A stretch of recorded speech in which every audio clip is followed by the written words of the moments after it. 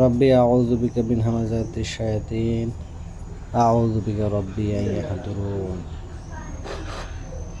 প্রতিপালক, আপনার কাছে আশ্রয় প্রার্থনা করছি শয়তানদের সমস্ত রকমের প্ররোচনা হতে। আশ্রয় প্রার্থনা করছি আপনার কাছে তাদের সমস্ত রকমের উপস্থিতি হতে। রব্বি ইশরাহ লি সাদরি ওয়া ইয়াসসির লি আমরি ওয়াহলুল উকদাতাম মিন লিসানি ইয়াফকাহু কাওলি। প্রভু, আমার বক্ষকে উন্মুক্ত করে দিন, আমার কর্মে দিন সহজতা, আর দূরীভূত করুন জড়তা, আমার জিহ্বার জড়তা, যেন আমার কথা তাদের বুঝে আসে। বিসমি আল্লাহ আর রহমান আর রহিম।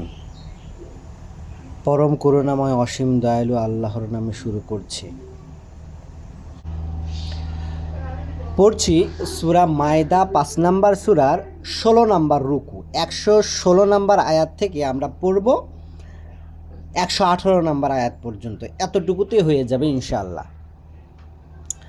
একটু আমরা ভালোভাবে যদি লক্ষ্য করি যে আয়াতটা কি বলছে 116 নাম্বার থেকে। কোরআনে 3 ধরনের আয়াত রয়েছে। একটা হচ্ছে এ ক্যাটাগরি, একটা বি ক্যাটাগরি, একটা সি ক্যাটাগরি। এ ক্যাটাগরির আয়াত হচ্ছে আফটার লাইফ কেন্দ্রিক, মানে মৃত্যুর পরবর্তী জীবন। বি ক্যাটাগরি হচ্ছে বিফোর, মানে এই প্রেজেন্ট লাইফের আগের যেটা পূর্বের জীবন, মানে বিফোর লাইফ। আর আরেকটা আছে সি ক্যাটাগরি, কারেন্ট লাইফ বা বর্তমান জীবন। এই আয়াতটি একটি এ ক্যাটাগরির আয়াত, অর্থাৎ আফটার লাইফ। তো এটা যে আফটার লাইফের আয়াত, এইটা আপনারা পড়লেই বুঝতে পারবেন। আমরা অনুবাদ পড়ছি। ওয়াইদ ক্বালা আল্লাহু ইয়া ঈসা ইবনে মারিয়াম, যখন বলবেন আল্লাহ যে হে মরিয়ম তনয় ঈসা, আংতা তুমি কি, কুলতা বলেছিলে, লিন্নাস মানুষকে, আত্তাখিযুনি যে আমাকে গ্রহণ করো, ও উম্মিয়ে এবং আমার মাকে, ইলাহাইনে দুইটা মান্য হিসেবে, মিন দুনিল্লাহ আল্লাহ ছাড়া, আল্লাহ ব্যতীত বা আল্লাহর পাশাপাশি। তুমি কি বলেছিলে? তাহলে এটা ডে অফ রেজারেকশনে আল্লাহ শোকস করছেন একজন রসুলকে, অর্থাৎ মারিয়াম তনয় ঈসা সালামুন আলাহ ঈসাকে আল্লাহ শোকস করতেছে, জবাবদিহি করতেছে। রসুল মানেই সে জবাবদিহিতার বাহিরে নয়, বরং রসুলদের জবাবদিহিতা আরও বড়।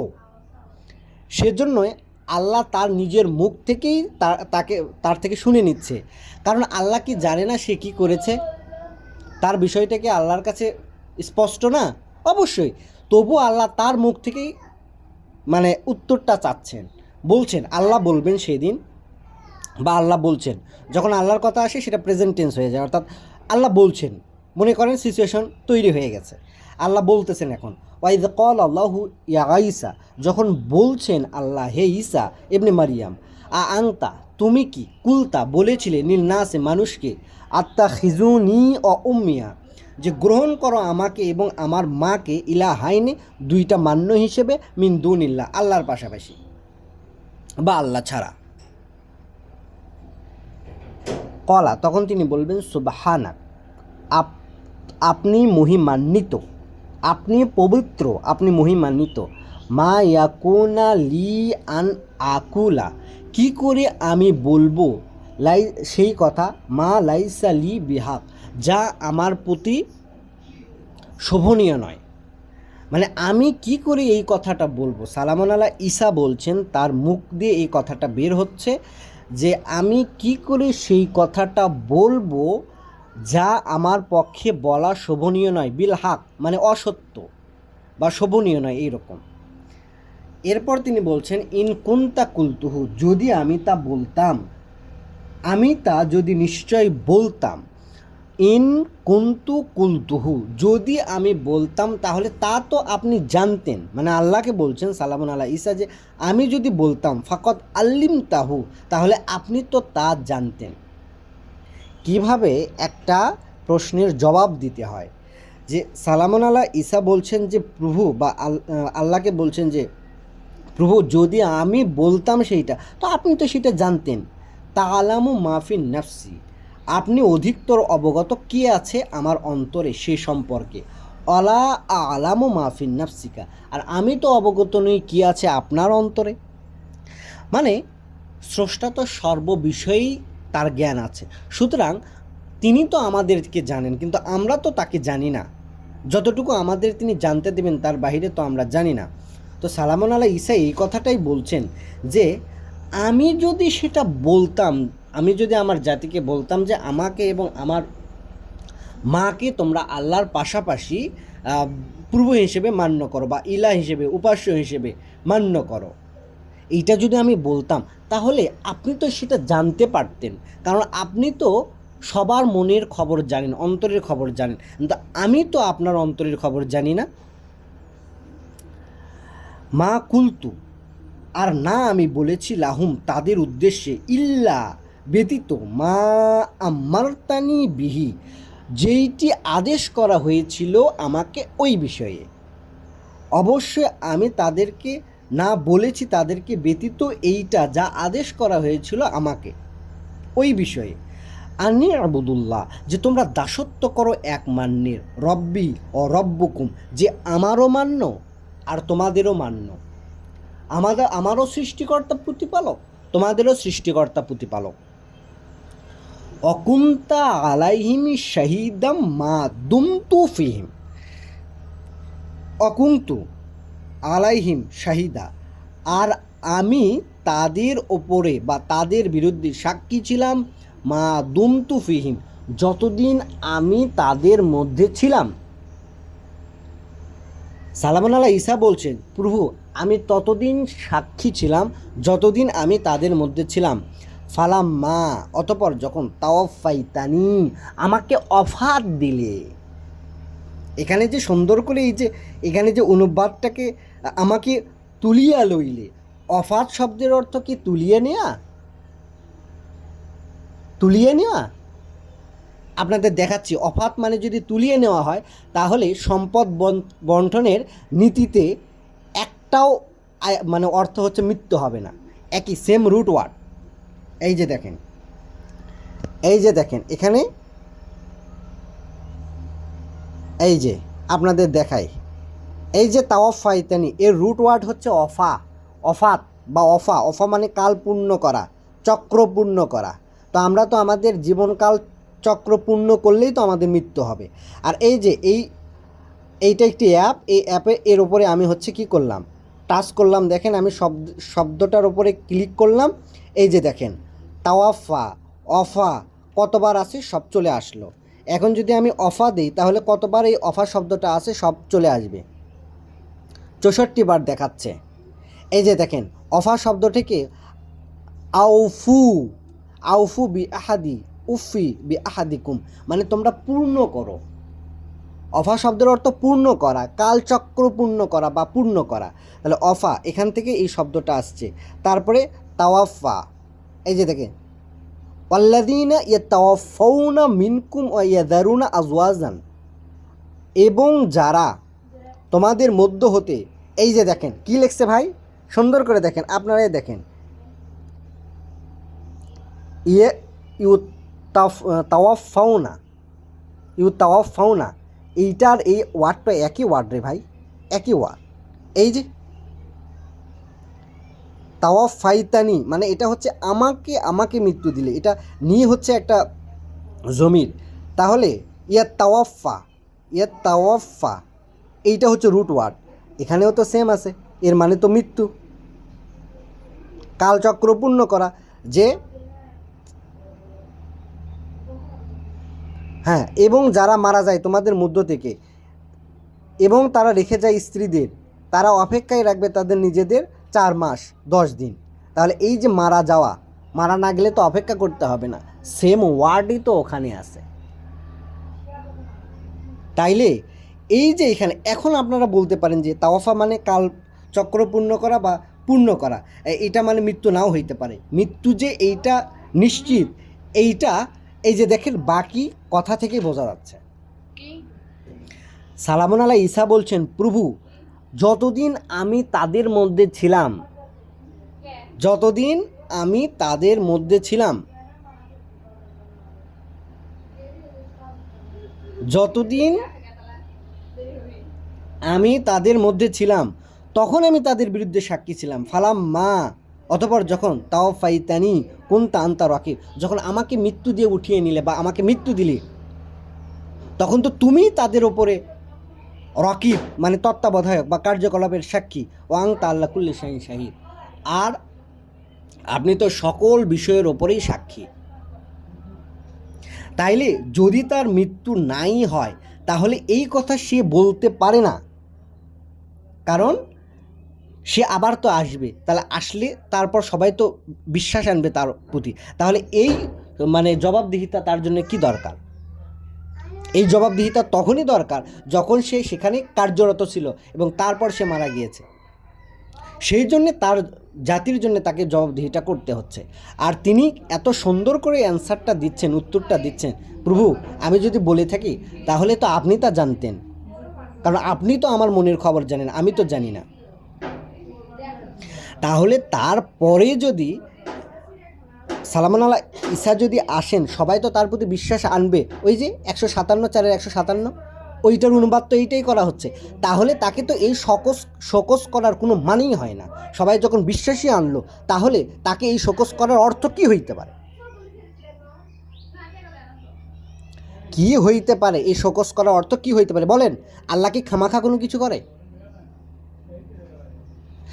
তাহলে স্পষ্টত এইটা হচ্ছে তার জীবনকালে। আর এখানে সুন্দর করে বলা আছে মা দুমতু ফিহিম, মা দুমতু ফিহিম, মা দুমতু ফিহিম, যতদিন আমি তাদের মধ্যে ছিলাম। তাহলে আলাইহিম শাহিদা, একজন মানুষ তখনই একজন মানুষের সাথে বিরুদ্ধে সাক্ষী থাকতে পারে যতক্ষণ সে জীবিত থাকে। সে যদি মারা যায় তাহলে কি করে সে সাক্ষী হবে? আমি যতদিন আছি ততদিন আমার সামনে যারা আছে তাদের আমি সাক্ষী হইতে পারি, কিন্তু আমি মারা গেলে আমি কি করে সাক্ষী হব? সেই সাক্ষী তো আমি থাকতে পারবো না। তাহলে গেল এই ব্যাপারটা যে এখানে সালামুন আলা ঈসাকে শোকস করা হচ্ছে, আর তিনি সুন্দর করে অ্যান্সারটাও দিচ্ছেন। এবার আসেন সেই বিখ্যাত আয়াত যেটা দ্বারা ঈসা আসার ভবিষ্যৎবাণী করা হয়। আমরা সেই আয়াতটাকে একটু দেখি, চলেন। 4-157, সূরা নিসার 157। তো সেখানে কি বলা হচ্ছে? এখানে আলোচনাটা কাদের হচ্ছে একটু আমি যদি পড়ে আসি তাহলে আপনারা বুঝতে পারবেন। এখানে আলোচনাটা হচ্ছিল এই যে 153 থেকে যদি হচ্ছে দেখেন তাহলে দেখবেন ইহুদিদের নিয়ে আলোচনা হচ্ছিল যে তাহারা 156 বলতেছে, এবং তাহারা লানতগ্রস্ত হইয়াছিল তাহাদের কুফুরির জন্য ও মারিয়ামের বিরুদ্ধে গুরুতর অপবাদের জন্য। যেটা গত দিনও আমি বলেছি আপনাদের যে তারা কি করত, তারা সালামুন আলা ঈসাকে বলতো জারজ সন্তান, মাআযাল্লাহ। এটা একটা বহতান, মানে বিশাল একটা মারাত্মক একটা হচ্ছে অপবাদ, গুরুতর একটা অপবাদ তারা মারিয়ামের বিরুদ্ধে, সালামুন আলা মারিয়ামের বিরুদ্ধে তারা দিয়েছিল। 157 বলছে, আর আমরা আল্লাহর রাসূল মারিয়ম তনয় ঈসাকে হত্যা করিয়েছি তাহাদের এই উক্তির জন্যে। মানে তাদের যে লানত করা হয়েছিল এটা 3টা কারণ। 1, তাদের কুফরির জন্যে। 2, মারিয়ামের বিরুদ্ধে গুরুতর অপবাদের জন্যে। আর 3, তারা বলেছিল যে আমরা আল্লাহর রাসূল মারিয়ম তনয় ঈসাকে হত্যা করিয়েছি তাদের এই উক্তির জন্য। এই 3টা উক্তির জন্য তারা লানতগ্রস্ত। কারা? ইহুদিরা। তখনকার সময়ের সেই ইহুদিরা, এখনকার সেই ইহুদি নয় কিন্তু, মানে সেই ইহুদিরা। অথচ তাহারা তাহাকে হত্যা করে নাই, তাহারা তাকে হত্যা করে নাই, ক্রুশবিদ্ধও করে নাই, কিন্তু তাহাদের এইরূপ বিভ্রম হইয়াছিল। যাহারা তাহার সম্বন্ধে মতভেদ করিয়াছিল তাহারা নিশ্চয়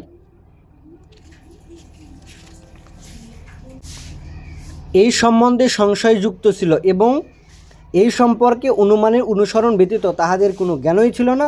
উহা নিশ্চিত যে তাহারা তাকে হত্যা করে নাই। তাহলে এখানে কি বলা হচ্ছে? এখানে যেই জিনিসটা গুরুত্বপূর্ণ, যে পয়েন্ট, তারা তাকে হত্যা করেনি, তারা তাকে ক্রুশবিদ্ধও করেনি। তারা তাকে হত্যা করেনি আর না তারা তাকে ক্রুশবিদ্ধ করেছে। তাহলে আল্লাহ এই জিনিসটা কি করলেন? এই জিনিসটা একদম ক্লিয়ার করলেন যে তাকে কিন্তু তারা হত্যা করেনি। যা বলছে তারা যে তারা তাকে হত্যা করেছে, কিন্তু তারা কিন্তু তাকে হত্যা করেনি, ক্রুশবিদ্ধও করেনি। সবচেয়ে বড় কথা হচ্ছে রাসূলদের কখনো হত্যা করা যায় না।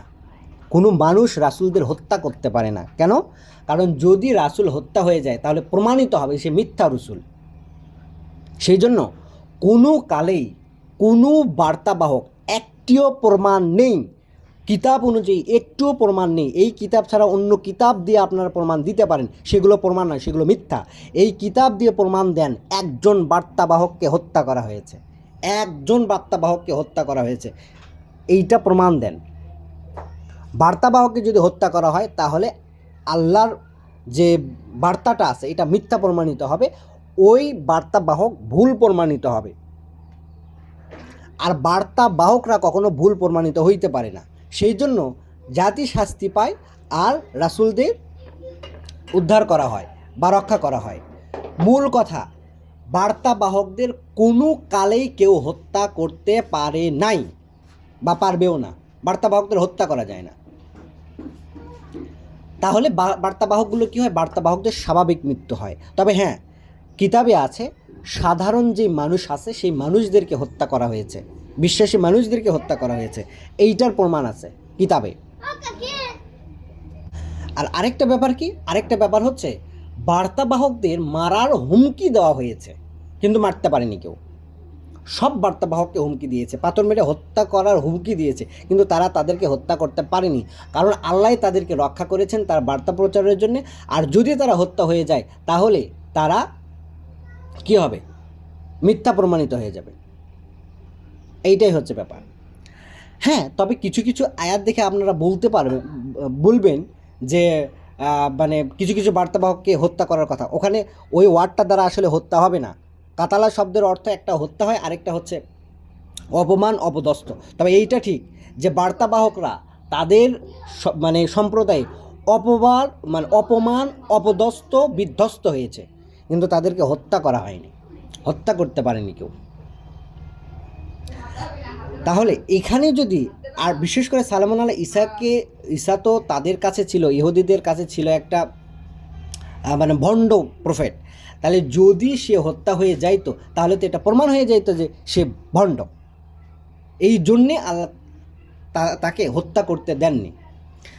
আরেকটা ব্যাপার হচ্ছে যে তার কি হয়েছিল তাহলে? তাহলে তার স্বাভাবিক মৃত্যু হয়েছিল। আর তারা তাকে যে হত্যা করতে পারেনি এই ব্যাপারে তাদেরই সংশয়যুক্ত ছিল যে তার কি হয়েছে এ সম্পর্কে তারাই আসলে জানে না যে কী হয়েছে। আচ্ছা, এখন এখানে 159 নম্বর আয়াত, এটাই যত নষ্টের মূল। এই আয়াতটা নিয়েই যত ঝামেলা। কিতাবীদের মধ্যে প্রত্যেকে নিজ মৃত্যুর পূর্বে তাহাকে বিশ্বাস করিবেই এবং কিয়ামতের দিন সে তাহাদের বিরুদ্ধে সাক্ষী দেবে। তাহলে এখানে কি বলতেছে? ওয়াইন মিন আহালিল কিতাব ইল্লা লা ইউমিনুনা বিহি কবলা মাউতিহি, মানে কিতাবীদের মধ্যে প্রত্যেকে নিজ মৃত্যুর পূর্বে তাহাকে বিশ্বাস করিবে। তাহাকে কি? এই যে এখানে দেখেন ফুটনোটে দিছে, ঈসাকে বিশ্বাস করিবেই এবং কিয়ামতের দিন সে তাহাদের বিরুদ্ধে সাক্ষ্য দেবে। তাহলে এই আয়াতের জন্য কি করতে হবে? সালামুন আলাইহি ঈসাকে আবার আসতে হবে। ভাই, কমন সেন্স একটু খাটান, মাথাটা একটু ক্লিয়ার করেন। আচ্ছা, এখানে কি বলছে? ওয়াইন মিন আহলিল কিতাব, নেই এমন কোনো কিতাবের অনুসারী ইল্লা লা ইউমিনুনা বিহি মিন কবলি মাউতিহি, যে না সে বিশ্বাস আনবে তার প্রতি তার মৃত্যুর পূর্বে। এখানে তার মৃত্যু বলছে, এই তার বলতে কে? তার বলতে ঈসা। তাহলে যদি তাই হয় তাহলে প্রত্যেক আহলেল কিতাব মানে ইহুদি এবং নাসারা, তখনকার সময় ইহুদি এবং নাসারা। তাহলে এখন তো ঈসা নেই, তাহলে এখন যারা মারা যাচ্ছে তারা কি করে তাকে বিশ্বাস করবে যদি ঈসা আসার পরের ঘটনাটা হয়? বলেন, এই প্রশ্নের অ্যান্সার আপনারা দিবেন যে যদি তাই হয় তাহলে এমন কোনো আহলেল কিতাব মানে এমন কোনো কিতাবের অনুসারী নেই যে না সে বিশ্বাস আনবে তার প্রতি তার মৃত্যুর পূর্বে। কার মৃত্যু? ঈসার মৃত্যুর পূর্বে। তাহলে এখন তো ঈসা নেই, এখন যে ইহুদি খ্রিস্টানগুলো মারা যাচ্ছে তাদের কি হবে? মানে এতটুকু কমন সেন্স আপনাদের নাই, জীবনে তো এটা পড়েনি না, তো তারপর পাবেন কোত্থেকে? বরং এই আয়াতের সঠিক অনুবাদটা কি, নেই এমন কোনো আহলেল কিতাব, মানে এমন কোনো কিতাবের অনুসারে অর্থাৎ ইহুদি এবং খ্রিস্টান, যে সে না বিশ্বাস আনবে তার প্রতি, মানে ঈসার প্রতি, তার মৃত্যুর পূর্বে। এখানে ঈসার মৃত্যু না, ওই ব্যক্তি নিজের মৃত্যুর পূর্বে।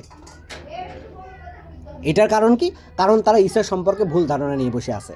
দুইজনই, দুই আহলিল কিতাবই, একটা ইহুদি একটা খ্রিস্টান। যে ইহুদিরা কি করে, তাকে হচ্ছে যে প্রফেট বলেই গণ্য করে না।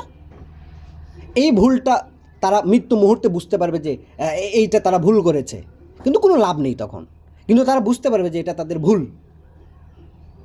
আর খ্রিস্টানরা যেহেতু তাকে গড বানিয়ে ফেলেছে, তাহলে তারাও মৃত্যুর সময় বুঝতে পারবে যে এটা তাদের ভুল। আল্লাহ এই কথাটাই বলছে এখানে। এখানে এই যে আগের হাটা ঈসা হলেও পরের হাটা ঈসা নয়, পরের হাটা ওই ব্যক্তি নিজে, মানে যে ইহুদি অথবা খ্রিস্টান, ওই ব্যক্তি নিজে। তাহলে আর আয়াতের দ্বন্দ্ব থাকে না। কথা যদি আমার না বুঝে থাকেন, আপনারা আবার পজ করে সুন্দর করে শোনার চেষ্টা করবেন।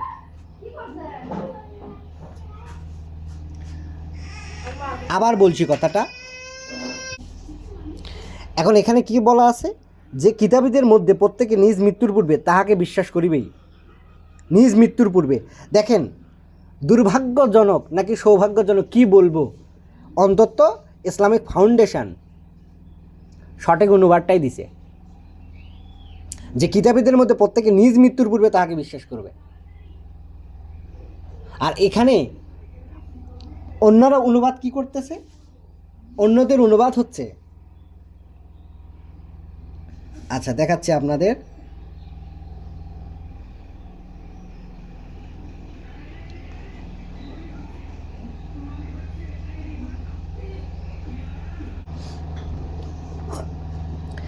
কিতাবীদের মধ্যে বায়ান ফাউন্ডেশন অনুবাদ করেছে, কিতাবীদের মধ্যে এমন কেউ নেই যে তার মৃত্যুর পূর্বে তার প্রতি ঈমান আনবে না। তার মৃত্যুর পূর্বে, এখানে দেখেন শব্দের খেলা দেখেন, তার মৃত্যুর পূর্বে তার প্রতি ঈমান আনবে না এবং কিয়ামতের দিনে সে তাদের বিরুদ্ধে সাক্ষী হবে। ফুটনোটে, কিয়ামতের পূর্বে ঈসা আলাইহিস সালাম যখন অবতরণ করবেন, তখন সে যুগের ইহুদি ও নাসারারা পুরো বিষয়টি উপলব্ধি করতে সক্ষম হবে এবং সকলেই মৃত্যুর পূর্বে তার প্রতি ঈমান আনবে, কিন্তু ফেরাউনের মতো তাদের ঈমান তখন কোনো কাজে আসবে না। মহিউদ্দিন খান, আর আহলে কিতাবদের মধ্যে যত শ্রেণী রয়েছে তারা সবাই ঈমান আনবে ঈসার ওপর তাদের মৃত্যুর পূর্বে। এ কিন্তু ভালো অনুবাদ করছে, তাদের মৃত্যুর পূর্বে মানে তাদের নিজেদের। আর কিয়ামতের দিন তাদের জন্য সাক্ষীর ওপর সাক্ষী উপস্থিত হবে। ফজলুর রহমান অনুবাদ করেছে, মৃত্যুর পূর্বে কিতাবীদের সবাই অবশ্যই তাকে, ঈসাকে আল্লাহর রসুল বলে বিশ্বাস করবে, আর কিয়ামতের দিন সে তাদের বিরুদ্ধে সাক্ষী হবে। আচ্ছা, শুধু বায়ান ফাউন্ডেশন বাড়াবাড়ি অনুবাদ করেছে, কিতাবীদের মানে ট্রিকি অনুবাদ করছে, যে কিতাবীদের মধ্যে এমন কেউ নেই যে তার মৃত্যুর পূর্বে তার প্রতি ঈমান আনবে না, যে তার মৃত্যুর পূর্বে তার প্রতি ঈমান আনবে না। মানে এখানে ওরা বুঝাইতে চাচ্ছে যে ঈসার মৃত্যুর পূর্বে ঈসার প্রতি ঈমান আনবে না, তার নিজের মৃত্যুর পূর্বে ঈসার প্রতি ঈমান আনবে না, এবং ঈসার মৃত্যুর কথা বোঝাচ্ছে এরা।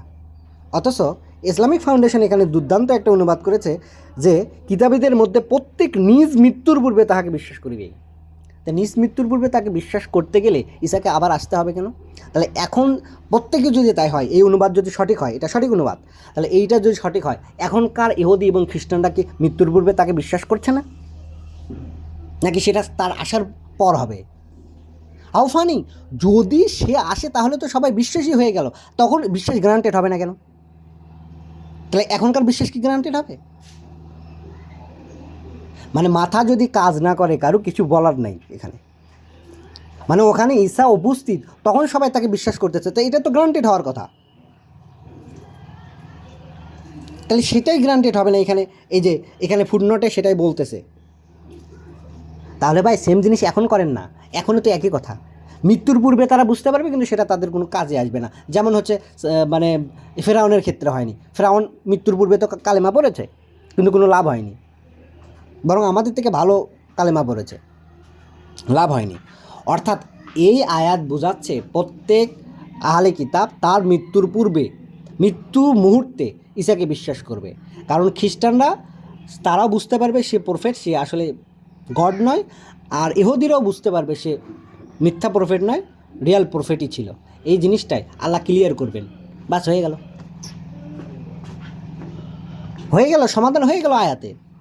এই আয়াতের উপর বেস করে আপনি কি করলেন, আরেকটা আয়াতে যেখানে ঈসার নামগন্ধ নেই সেখানে গিয়ে ঈসা কিয়ামতের নিদর্শন বানিয়ে দিলেন। তাহলে 20-15 সাথে যে সংঘর্ষ হলো, তাহলে তো কিয়ামতের ব্যাপারটা প্রকাশ হয়ে গেল। এবার দেখেন কোনো কিছু নেই, এবার ওই আয়াতের সাথে মিলান, একটু আগে পড়া আয়াতের সাথে। যদি এইটাই হয় যে তিনি চলে গেছেন আর এরপরে, তাহলে এই যে যারা বিশ্বাস করে তিনি তাদের বিরুদ্ধে কেন সাক্ষী দেবেন? ওই যে সাক্ষী এই জন্য দেবেন যে তিনি বলছেন যে প্রভু যতদিন আমি ছিলাম ততদিন আমি তাদের ব্যাপারে সাক্ষী ছিলাম।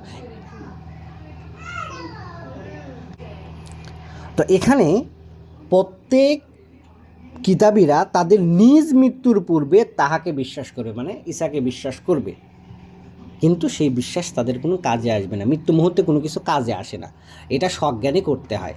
ও বিপদে পড়লে তো সবাই আল্লাহ আল্লাহ করে, কিন্তু বিপদে না পড়ে আল্লাহকে ডাকতে হয়। এইটাই হচ্ছে এখানকার কথা। তাহলে ক্লিয়ার কাট অনুবাদটা কি? প্রত্যেক কিতাবীরাই মৃত্যুর পূর্বে বুঝতে পারবে যে সে ভুল করেছে এবং বিশ্বাস করবে তারা ঈসাকে, কিন্তু তখন তাদের কোনো কাজে আসবে না। এই হচ্ছে সঠিক অনুবাদ। তাহলে ঈসাকে আর আসতেও হচ্ছে না, আর সে কিয়ামতের নিদর্শনও না। রব্বানা আমান্না বিমা আনজালতা ওয়াত্তাবা'না রাসূলা ফাকতুবনা মা'আশ শাহিদিন। সালামুন আলাইকুম।